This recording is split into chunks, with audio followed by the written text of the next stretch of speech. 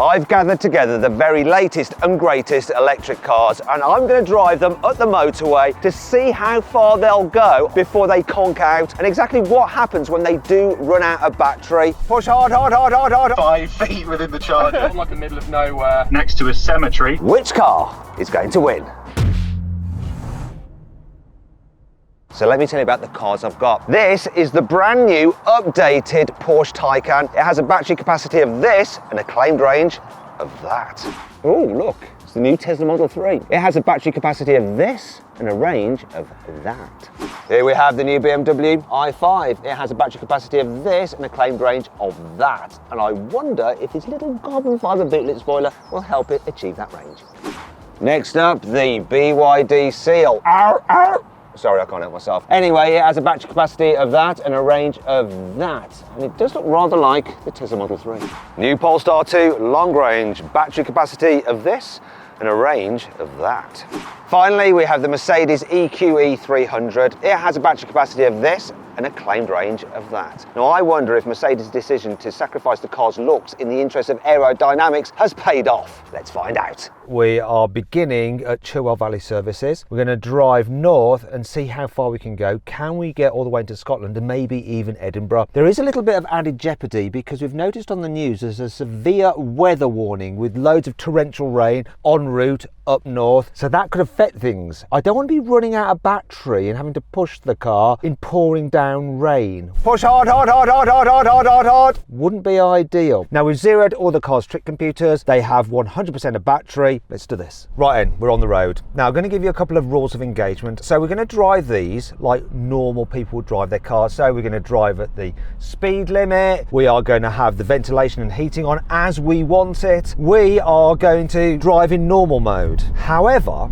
when we get to a point that the batteries are depleting and we've got warning signs, we're going to do what any normal person would do. We are going to reduce the speed and go into eco mode to eke out as much range as possible, to give a real world example of what you're going to get if you drive these cars in terms of actual range. After all, what is the point of buying an electric car driving along in eco mode all the time with the heater off and at 50 miles an hour everywhere? Also, to make things fair, I'm going to do a stint in every single car so I can review it for you, and I'm going to start off with this BYD Seal. So it starts at just under £46,000. That you can save an average of this much on carwow. To drive, it's actually quite comfortable. It's reasonably quiet. The performance is all right. So 0 to 62 miles an hour, 6 seconds, 312 horsepower, which is quite respectable from a rear drive motor. And actually the handling, it doesn't feel the most tied down accurate car, but it has a pleasantness about it. I do like driving it, apart from one thing. When you're going slowly in town speeds, the brakes are like an on-off switch. You just brush them and you headbutt in the steering wheel. Now.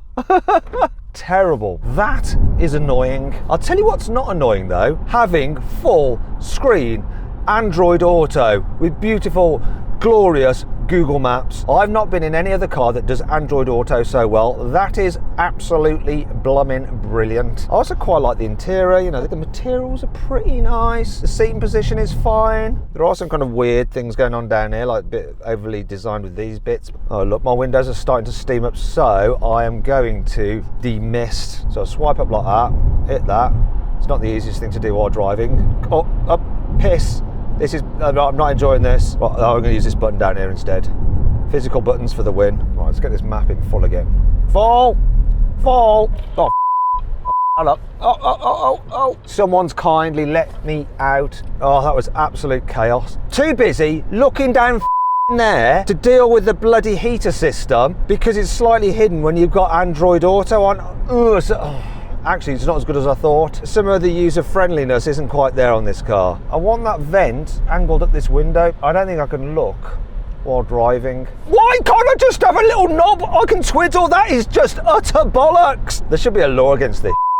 But it's okay though, because I really like the graphics down there, so I don't mind. That is just pointing right at my bollocks. Now we're going to do our first range check-in. So we've covered 17 miles. I've got 95% of battery remaining. The car saying it's doing 24.4 kilowatt hours per 100 miles, which is actually 4.1 miles per kilowatt hour. My remaining range is 339 miles. Hey BMW, what is your remaining battery, your remaining range, and your average energy consumption? I'm currently on 91% battery, 241 miles, and I'm doing 3.5 miles per kilowatt hour. That's Let's move on to the Mercedes. 323 miles, although it also has a maximum range of 346 miles, 93% battery left, 3.7 miles per kilowatt hour. How about the Tesla? I'm on 93% battery remaining. It's saying I'm going to do 318 more miles, and I'm currently doing 4.3 miles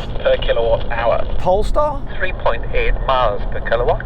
320 miles and 94% battery strength left. And finally then, the Porsche Taycan with its new clever battery. New clever battery has 94% of its charge remaining, 346 miles of expected range, 3.6 miles per kilowatt hour. So then it appears that the German cars are the least efficient at the moment, and the Tesla is the most efficient, though this isn't far behind. While we stopped, I thought this would be a good opportunity to talk about the practicality of this BYD. So here in the back, I absolutely love these seats. They're very spacious, comfy, nicely reclined, expensive feeling leather. Headroom, it's okay. People over 6 foot will just about have enough headroom. Love the glass roof. The only thing I don't like is that there isn't much of a distance between the floor and the seat, so your legs are quite high, and you can't slide your feet under the chair in front, so you're always not as comfortable as you could be. Other than that though, it's really practical, lots of storage bits, especially for your mobile phone there, and decent sized door bins. The BYD's boot capacity is 400 litres, which is the smallest of all these cars I've got here today. Still an okay size, but to give you some perspective, we're going to see how many big men we can fit in it. Okay,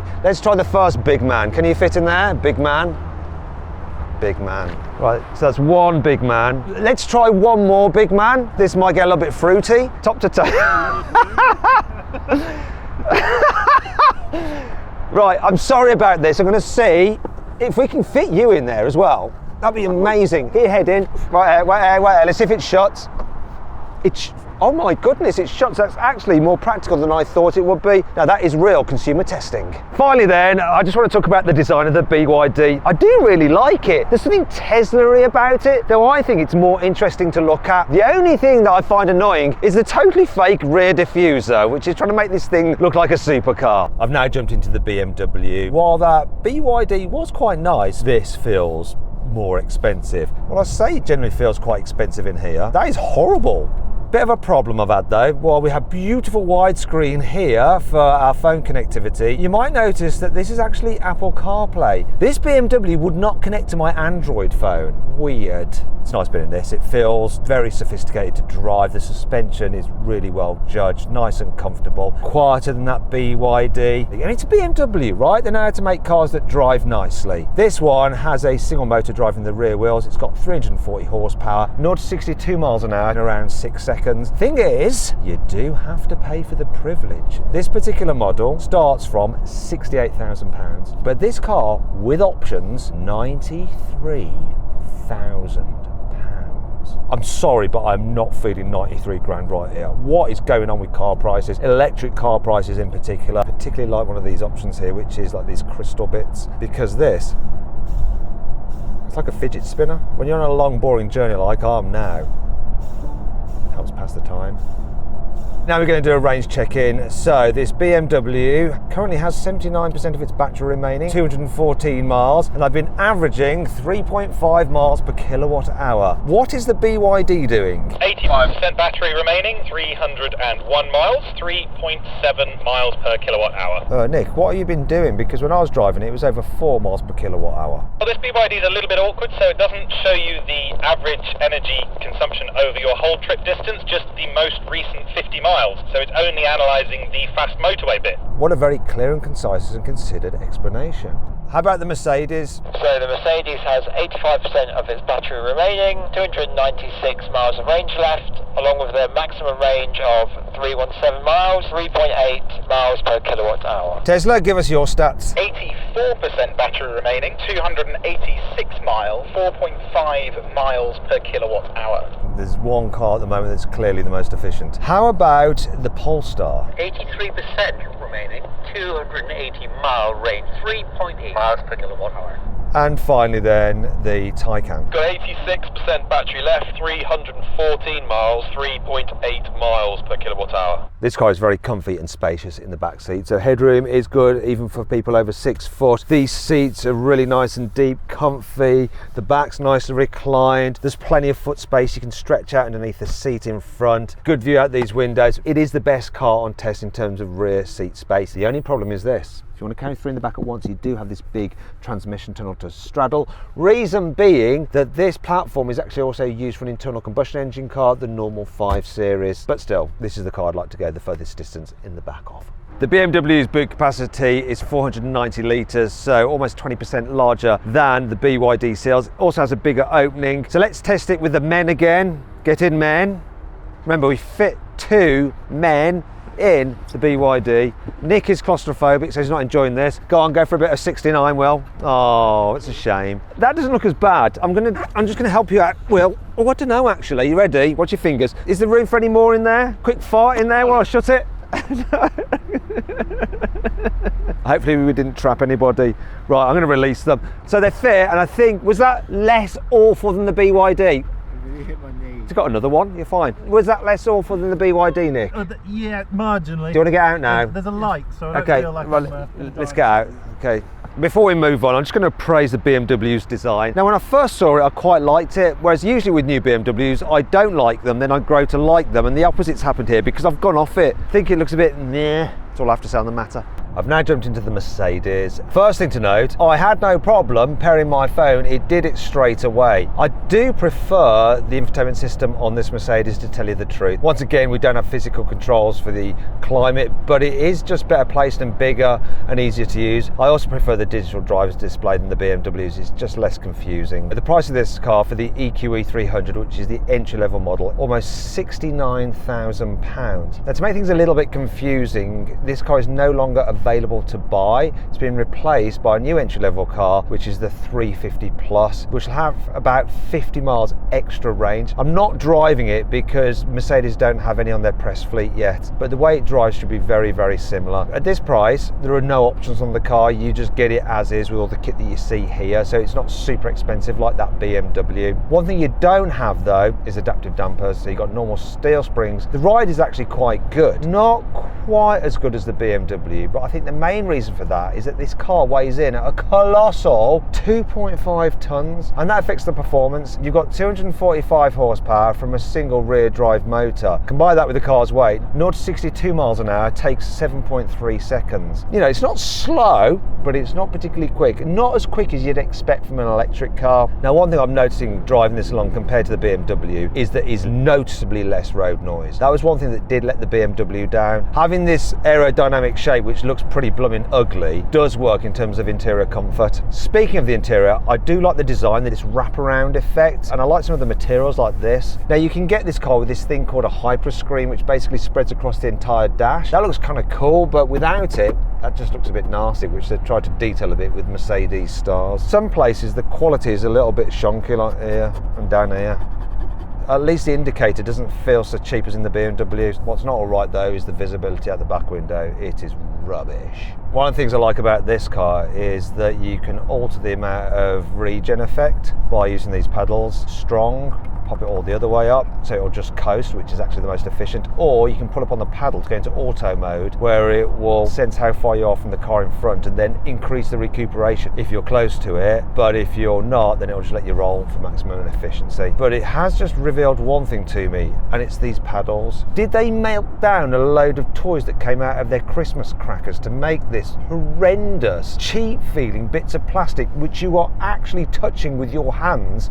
What? That's an accountant's decision right there. Bloody awful. Okay, let's do a range check. So I've got 79% of my battery left. That's good for a range of between 280 miles and 300 miles. I'm averaging 248 watt hours per mile, which works out to 4 miles per kilowatt hour, which is okay. What's the honking seal doing? 77% of my battery remaining, 275 miles of range, 4.5 miles per kilowatt hour, so it's getting better. Sounds like he's actually going out of range. BMW, please. 71% of my battery left, 205 miles, 3.8 miles per kilowatt hour. Tesla. 77% battery remaining, 264 miles, 4.8 miles per kilowatt hour. What is Tesla's secret? Polestar 2, please. 76%, 260 mile range, 4.1 miles per kilowatt hour. What's the Taycan saying? 81% of its battery left,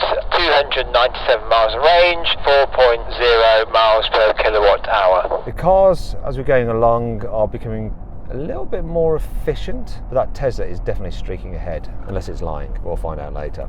Here in the back of the Mercedes, you've got good knee room. Headroom is tighter than in the BMW. People over 6 foot will just have their hair brushing the roof lining. Now, part of the reason for that is that the seats in the back are quite high, which gives you like a sort of theatre style seating, so you get a decent view forward and you have good under thigh support. I like that. Bit of a shame these backrests feel a little bit too upright there, so I don't feel quite as comfy as I did in the BMW. However, practicality is good. You've got big door bins front and back. And overall, I could go a decent distance in the back of this car. The EQE's big capacity, it's 430 litres, a bit smaller than the BMWs. I like how you open the boot though, with the badge. Anyhow, litres, schmeters, what we need to see is what it's like for 2 big men, or maybe even 3. Let's find out. Can we fit 3 in? Go on, Nick. Looks like there's a bit more of a bootlet for him to get over. It's a bit awkward. And the opening isn't quite so wide. Finally, he's going in for the 69. Oh no, he's turned round. It's the human centipede. I'm not sure this is going to shut. Scream if it hurts. Actually, it did. Right, it shut. But let's get the verdict from the guys. Was that better or worse than the BMW? It was less painful. But is that because you just reordered yourself? Yes. Go. You need to do. Listen, you got to do it consistent. Go around the other way. Right, here we go. It does shut, but let's find the verdict. Okay, how was that compared to the BMW?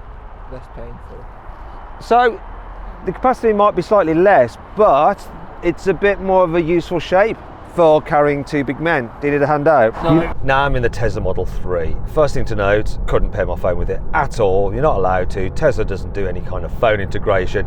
You have to use their system, but actually their system is pretty blooming good. And it's integrated with the whole charging, so if you're planning in route, it'll figure out exactly the best places for you to stop and charge to minimize your time spent charging. Now, compared to the Germans that I've just driven, it's not quite as comfy and not quite as quiet. However, due to changes Tesla have made to this car, it is more comfy and quieter than the previous Model 3, and it's perfectly acceptable. One thing I noticed about this car compared to all the others I've driven is just how sporty it feels. This is the dual motor version. You can get a single motor version with rear wheel drive. That starts from just under £40,000. This dual motor long range, just under £50,000. The steering is quick. You turn the wheel and it's like almost hypersensitive. Some people might find it too hypersensitive, but it does give the car a sporty feel, a bit like go-karty and edgy.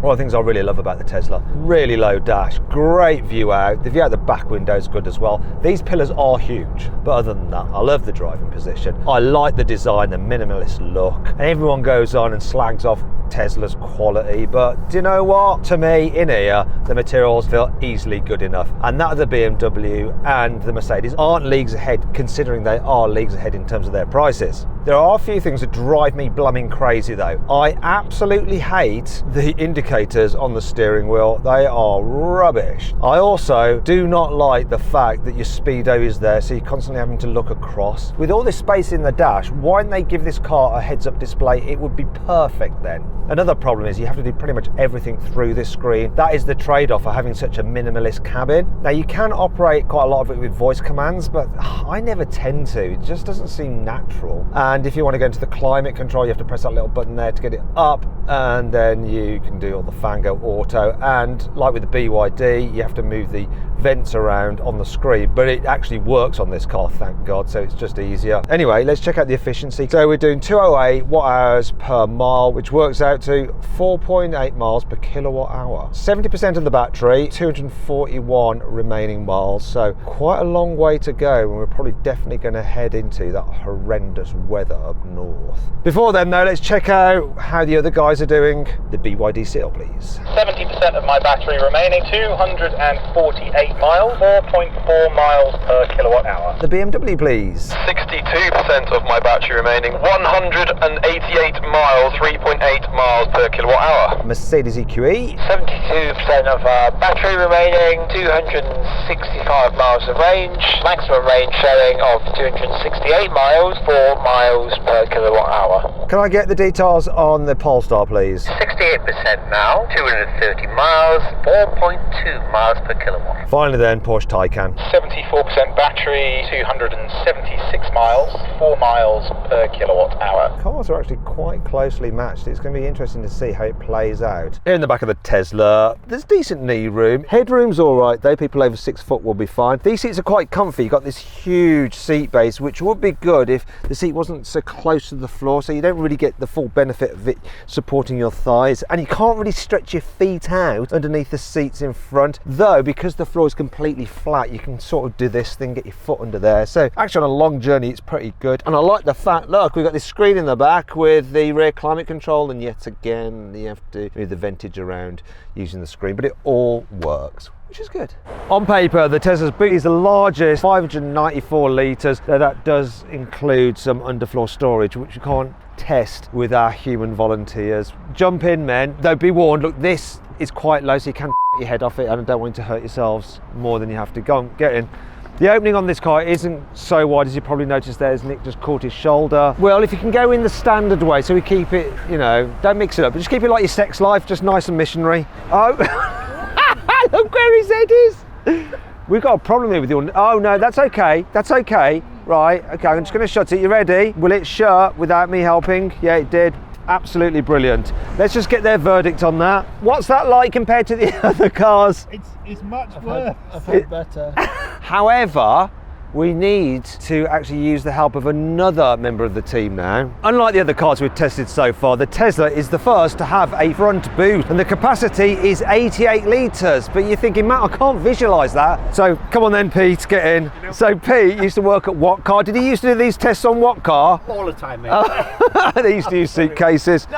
No, this is, we might this is not working, is it? No. But remember what it was like being in there, okay? Because we might need you again for the other cars that are coming up. Finally then, in terms of the design, Tesla has sharpened up the look with some new headlights, so it looks less like a fish. Overall, it's kind of generic, a bit safe, but inoffensive at the same time. I'm now in the Polestar 2, so the range kicks off at £45,000, but this is the long range version with a bigger battery, so it starts from 49. This one with all the options is £56,000. It has a single rear mounted motor driving the back wheels with 300 horsepower, and 0 to 62 miles an hour takes 6.2 seconds. In terms of the car inside, it comes with this portrait screen and it runs Android, so you've got Google Maps and all that kind of stuff built in. You can connect your phone to it though and use Apple CarPlay, and apparently you can use Android Auto, though it is wired, not wireless. I tried to connect my phone, it didn't work, so I'm just using the car sat nav. In terms of the interior quality, I think it feels quite nice. I like the use of materials, I like the design, the different textures. You feel quite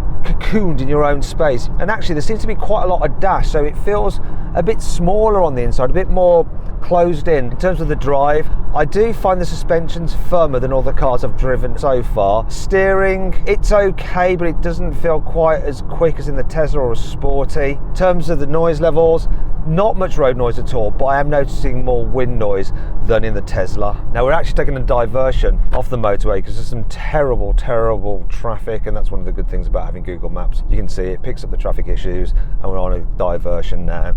Anyway, one thing I've noticed, the brakes on this car feel a little bit more artificial than in the Tesla and the BMW and Mercedes, though it's still better than in that BYD where they're really grabby. Do you know what? It feels better, this updated version of the Polestar 2, because the single motor version used to be front wheel drive. This is now rear wheel drive. It's much better at accelerating out of bends. There's no loss of traction. Right, let's do a range check. I've got 58% of my battery left, 200 miles of range. Just geared up the trick computer for my efficiency. Oh no, I've just cleared it. It was saying 22.5 kilowatt hours per 100 miles, which is 4.4 miles per kilowatt hour. Okay then, BYD, can you give me the details for your car, please? I have 59% of my battery remaining, which works out at 208 miles of range, and the car is doing 4.6 miles per kilowatt hour. BMW? 50% of my battery remaining, which is 161 miles, and I'm doing 3.9 miles per kilowatt hour. Tesla? 59% battery, 203 miles remaining, 5 miles per kilowatt hour. The Porsche?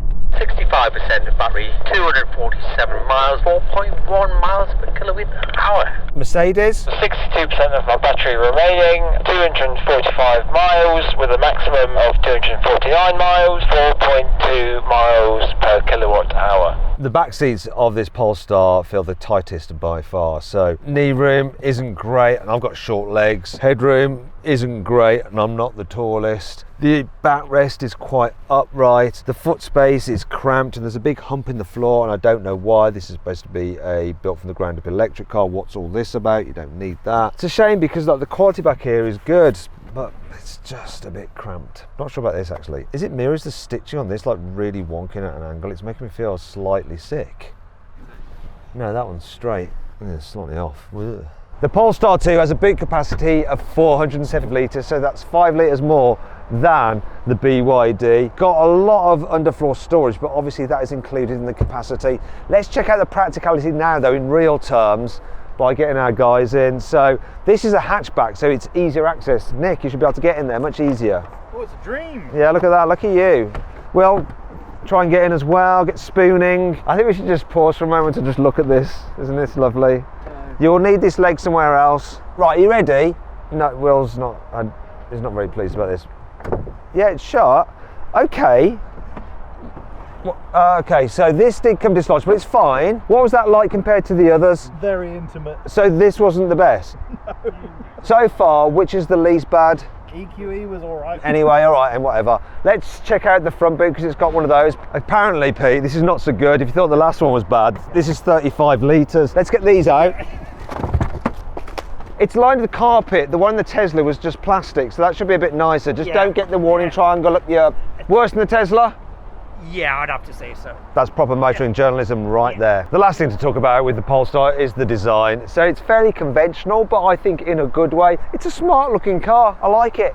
Finally then, I've jumped into the Porsche Taycan. Porsche has updated this car with a new longer range battery. The entry-level vehicle starts from just under £87,000. This one with the extended battery is just under £91,000. £91,000 car and a dash that isn't leather. This doesn't feel any better than the materials in the Tesla. For your £91,000, you get the extended battery. You also get the lowest power output, a single motor, rear axle, 408 horsepower, 0 to 16, 4.5 seconds, which is quick but slow by Taycan terms. So in reality, the pickup's really good. You don't need to be going any quicker than this car. One thing that is clear with this though is just the feeling of the controls. The braking is strong and progressive, steering is responsive and it's got a nice feel to it. The suspension is taut but not uncomfortable. Also, a bit like the Tesla, the view forward's great, so you've got a lowish dash, Porsche-esque with those wings, a bit like a 911. View out the back window is rubbish though. You've got a fully digital display there, it's nice and clear. You've got your Porsche classic dials, all the information you can want. Central screen as well. It's not the biggest. Some of the icons can be a bit of a faff, but I like the fact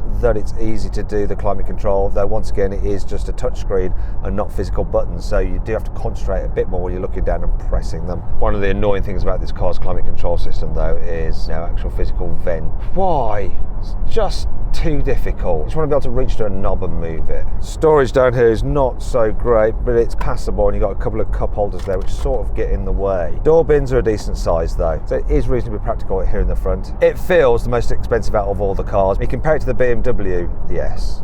That feels nice, expensive and damped. It's looking a little bit moody up ahead further north. It's going to be interesting to see how bad the rain gets. Hopefully not too bad, because it's still pretty gnarly up in Scotland, which is where this car could make it, because I've still got 52% of battery left, and that means 183 miles, and we're averaging 3.9 miles per kilowatt hour. Okay, can I get a range check on the BYD Seal? I have 40% of my battery remaining, 141 miles of expected range, 3.6 miles per kilowatt hour.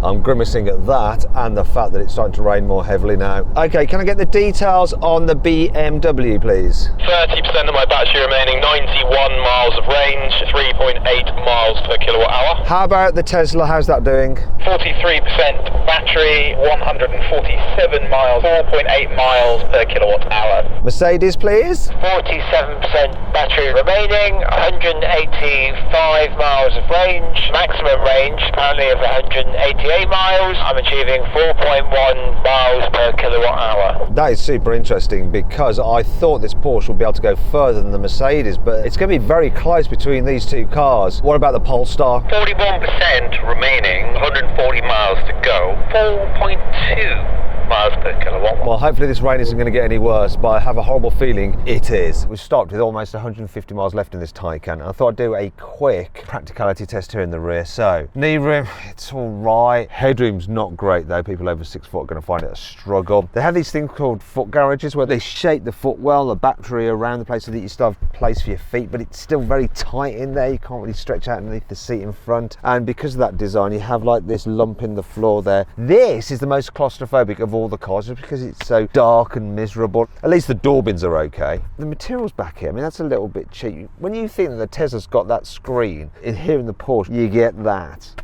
Part of that is down to the old Porsche tax, isn't it? The Taycan hasn't got a very big boot either, just 407 litres. Part of the problem is the way the wheel arches eat into the space. So this is going to be a struggle to see how many men we can fit in there. So go on, Nick, you go first. Good luck. Oh, God, it's tight. Things are just, yeah, sorry. Well, you got to think, be tactical about this. Yeah, get your head in first, then get your feet in there. Just this knee is the problem. Let's see if we can just shut that. No, okay, right. So just hop out a second, Will, if you can. You stay there, because I think you're nicely positioned. Let's go for a slightly smaller adult male. Right.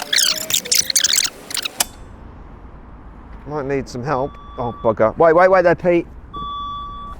There we go. Right, so smaller, but still practical enough to carry 2 men in there. The Taycan has a front boot as well. It's 84 litres, so slightly smaller than the Teslas, but is it more usable? So we need Pete again. Pete! Oh, he's stuck in the boot at the moment. So I'll do this one.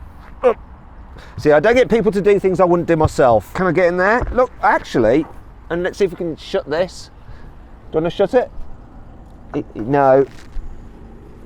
No, I can get in here quite comfortably. In terms of the front boot, I think this is actually the most usable. Last thing to talk about really is the design, and this is by far and away the best looking of the lot, and that's all you need to know really. One of the great things about the new Taycan is that it gets From the BMW, I just hit 23 miles of range left, 7% battery, and it's all gone yellow. Still doing 3.7 miles per kilowatt hour. Let's do a range check then. So I have 32% of my battery left. That says a range of 106 miles. And I think it's about 106 miles to the centre of Edinburgh. Hoping I can make it to the centre of Edinburgh, and I'm averaging 3.8 miles per kilowatt hour. Well, I hope I'm going to get to Edinburgh because the rain is getting worse. Okay then, BYD, what are your stats? 15% of my battery remaining, 53 miles of range, 3.7 miles per kilowatt hour. Can we get the details on the Tesla, please? 22% of battery, 74 miles of range, 4.7 miles per kilowatt hour. What about the Mercedes? 26% of its battery left, maximum range 106 miles, 4 miles per kilowatt hour. I'll tell you what then, me and you are going to central Edinburgh. It's going to be close between us two. Finally then, the Polestar. 17% left, 60 miles, 4.1 miles per kilowatt hour. As I was saying before, the great thing about this new version of the Taycan Taycan is that you now get air suspension as standard. It improves the comfort, especially over longer distances. More news to the BMW, when I hit 5% battery, I had another warning saying I need to charge. I have 13 miles of range left. I'm still doing 3.7 miles per kilowatt hour, but yeah, I don't want to be on the A1. It's too far to the next fast one, so I am going to come off at the one in about 11 miles. Basically drive on the back roads around there until I run out. Okay, that seems like a sensible plan. The first warning message in the BYD has just appeared as well. I've hit 10% of my battery. I've got a big orange plug logo and it says, please charge in time.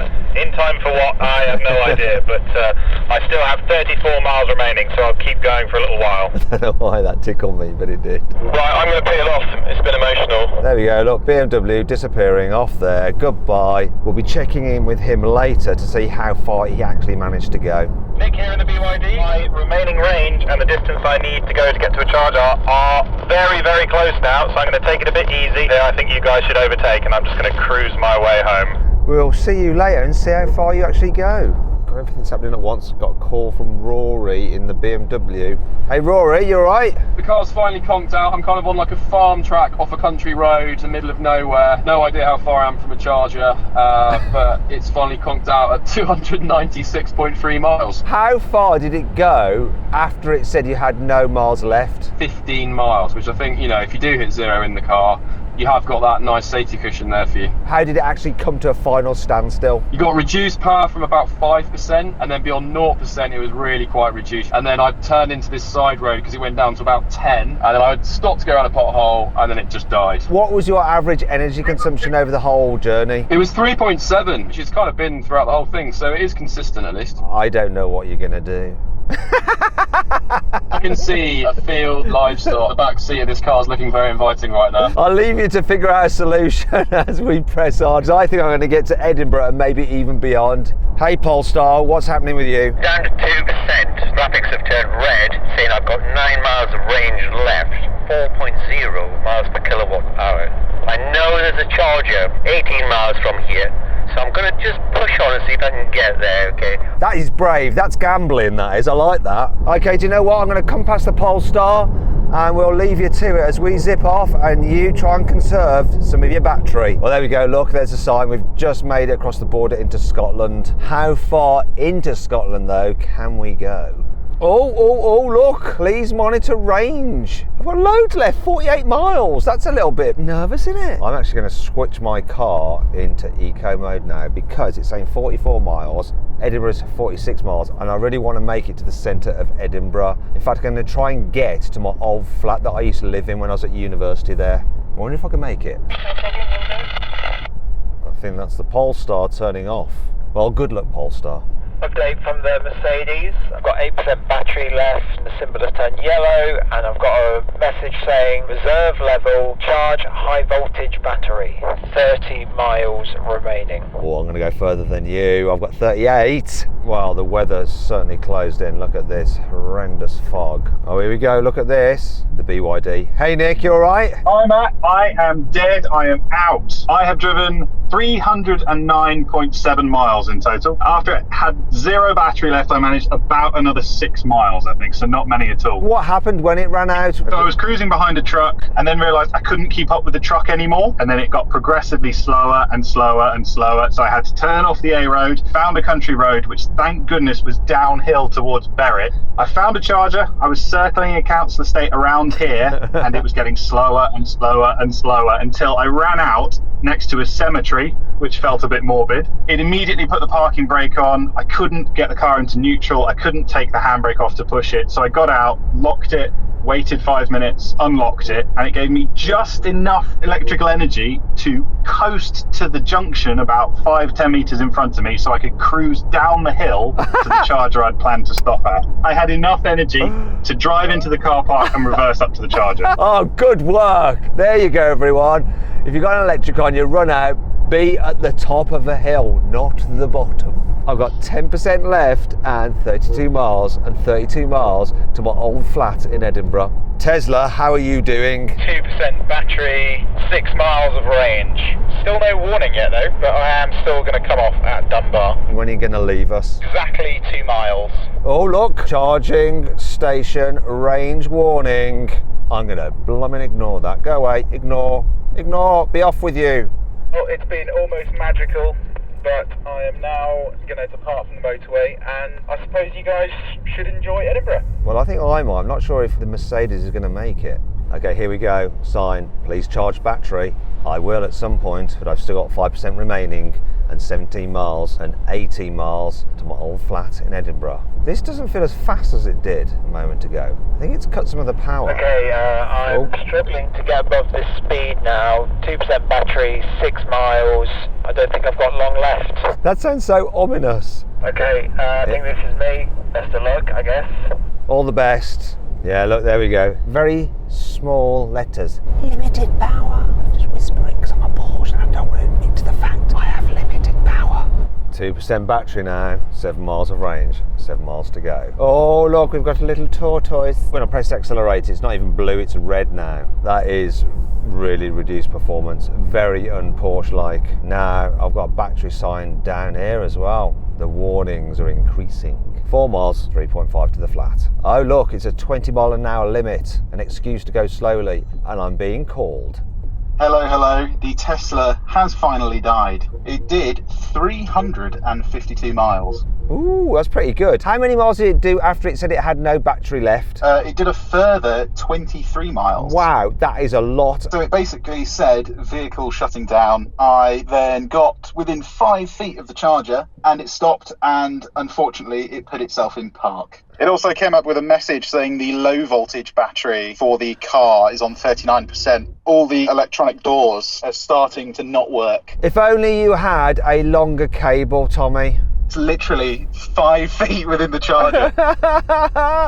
And you can't even push What a it. shame. Oh no, what a nightmare. Anyway, I'm concentrating on driving now because I'm right on 1% of battery. I'm getting close to the destination I'm aiming to get to. So I'll speak to you later. All right, good luck. No battery, no miles, and we've got 1.1 miles to go to my old flat. Oh no, we've just got this warning, battery charge critical. Driving performance limited, park vehicle safely. I'm gonna see if I can get to my flat. Okay, my flat is just around the corner. I think I might just make it. Here it is, just up here. So this is the way in. It was actually brand new when I moved in. That's the kitchen. And this was my bedroom window there. Let's get back in the car and I'm going to take you to some other sites in Edinburgh and we'll see how many we can go to before I finally conk out. Hello? Oh, hi, Matt. I have broken down. I've run out of juice completely. The car has died. So effectively what happened was it went into low power mode and it gradually lost speed. How many miles has it done in total? I'm afraid I can't see that. Everything is black. Oh dear. This is the number on the screen right now. Okay, that's what it is. How long were you driving when it was on zero battery, do you think? 25 minutes, you know? How far are you from a charger? 250 yards. Anyway, I'll leave you to it. I'm basically out of charge as well, but I think I can eke a few more miles. So I'll speak to you later. I've lost all power and I'm basically just coasting down this hill. Well, I wish I'd not left there. I'm going to bail, and this is going to be annoying for the person who lives here, but I am going to have to just stop here. Hello, I've come to visit. Oh no, it moves. This is an error of all judgments. It's allowing me to manoeuvre, so let's go back from where I came. Yes. Oh no, why have I done that? Why did I move? What an absolute tool bag. I've really made the drasticest error of all errors. Bollocks. Why did I do that? Can you guys get out and push? Yeah, I'm in neutral, go. Hello, I'm coming back to say hi again. Push hard. Go on. I think we're all right there. We're off the road. Right, what I've got to do now is just contact the breakdown services. So I'm going to call the RAC and they will come out and rescue me because they can deal with stricken electric vehicles. They can either charge me up, which they're going to need to do, or they can tow me. I think I might just have a bit of charge and then drive to the nearest charging point. Oh wait, look, got a call from Will in the Mercedes. Hey Will, how are you? I am officially done.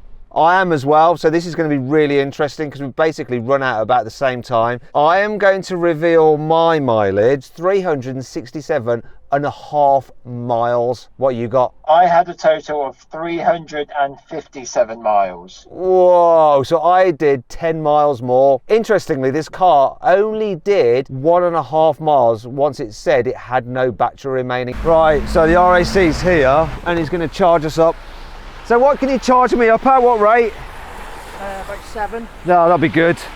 Oh, just long enough. Error, charging is not currently possible. Try your cable. Come on, go green. Yes, we're charging. Cable issues. After 30 minutes, the RAC had charged the Taycan enough to drive to a fast charger. There we are, 145 kilowatts. We are done. Anyway, so that's this done. We made it. All is well. So what I'm going to do now is talk you through exactly how each of our cars performed in terms of efficiency and their range.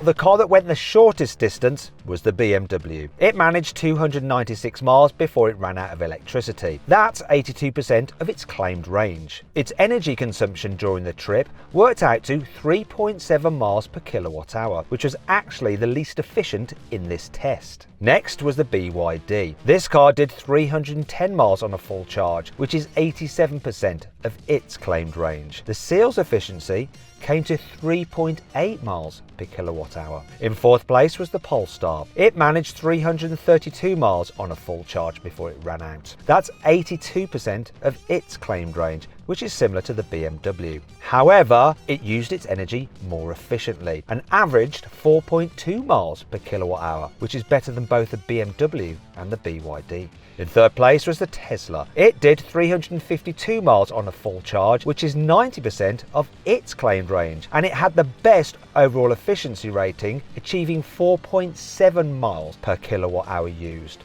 Meanwhile, the Mercedes EQE actually went the second furthest out of all the cars on test, achieving 357 miles of range before it ran out of battery. That's an impressive 94% of what Mercedes claims it will do, making it the best in this regard out of all the cars on test. Its energy efficiency was also pretty decent at 4 miles per kilowatt hour. The car which managed to go the furthest overall though on a full battery was the new Porsche Taycan. It did 368 miles before I sort of got stranded in it and needed to be rescued. That works out to 88% of its claimed range. However, the Taycan does have the largest battery, and as a result its overall efficiency wasn't quite so impressive. It averaged 3.8 miles per kilowatt hour over the test, which is actually the same as the BYD and not much better than the BMW.